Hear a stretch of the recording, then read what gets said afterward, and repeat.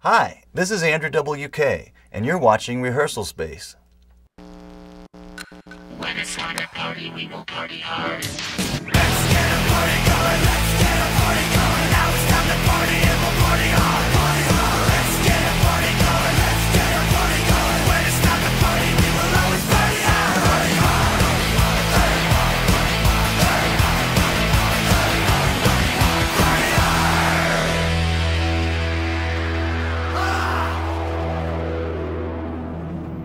At some point, I thought maybe that if I did music versus maybe painting or art or a business, there's all kinds of pursuits that I was interested in, but music seemed like it could incorporate all these different interests I had.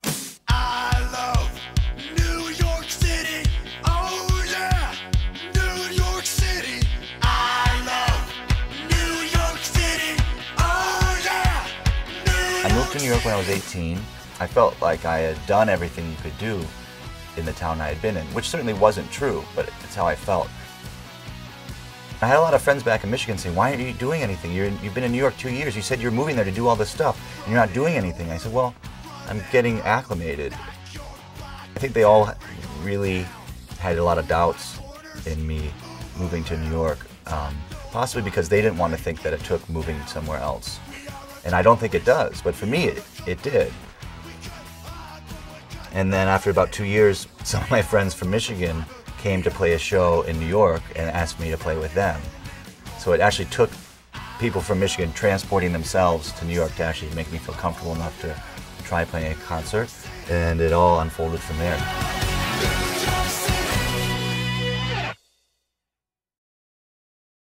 Once we had the label behind the project, we could basically bring into being all the ideas and dreams that we had had.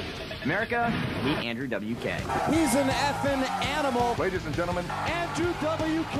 Andrew WK. Andrew WK, the next big thing. I am here with Andrew WK. No half-assing this time, we got him, it's Andrew WK! Please welcome Andrew WK! We're thrilled to welcome Andrew WK.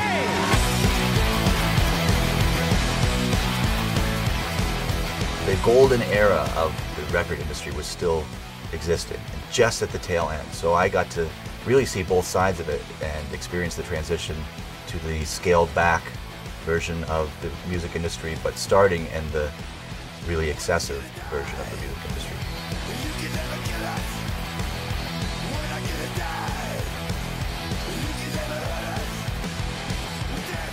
And I'm very grateful for that because we were able to make a lot of music videos and had huge budgets for the albums and lots of money, so it was really fun. I liked the idea that there is no default me, that you can make up whatever you want as you go. And that's kind of what Andrew WK was. It was an idea of what I thought of as a better person than I was, as a cooler person, as the ultimate person in the world. What would they do? And they would make music that sounded like this, and they would behave in this way. And I really tried to remove all context that would tell people who I was or what I was. But I realized as a result that gave them more license to make up on their own who I was. And that kind of became a creative collaboration, really, with the public. I want to say thank you once again from the bottom of our hearts. And I mean that. I don't know how to express. This has all come as a really big surprise.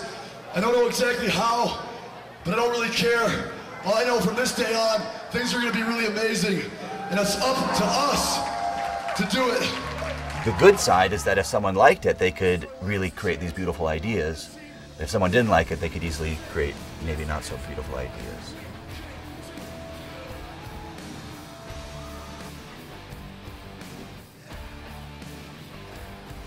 Clearly, pop music, to some degree, is based on this cooperation with the public and trying to please people. And I liked that idea, I liked that sensibility, and maybe applying it to a style of music that was usually more rebellious. And it was with these kinds of thoughts that I began making the music I wanted to make, and I wanted it to have its own sound that was unique to itself and special, but not better or worse than any sound, just its own feeling. Well, that's like another whammy though. You can do it. I don't know. Yeah, okay. Just this, yeah. And I thought that the Andrew WK feeling would be this feeling of possibility and excitement as expressed through sound. You can talk about music and performance in terms of ideas and concepts, but you can also talk about it in terms of physical sensations, like when you get chills from listening to a certain song or seeing someone perform a very dramatic or exciting moment in a song. You can get a rush of energy that makes you want to tap your foot. Some people want to slam dance and run around. But there's something deeper than all those emotions we can describe that connects with us so intrinsically that it's mysterious. We can't really describe it. And if we could use words to describe what music does or what performing does, then we probably wouldn't feel as compelled to do it. But only by doing it can we feel this way. I can relate to these people when they say, I love this song.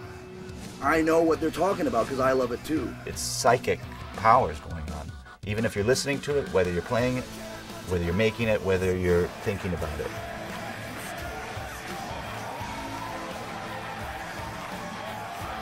I don't think of it as a choice based on a style or a personality or a character or me or a contradiction of other things I would do. I think of it purely as how can I get this feeling as amplified as possible? How can I create this physical sensation for myself and for as many other people as possible?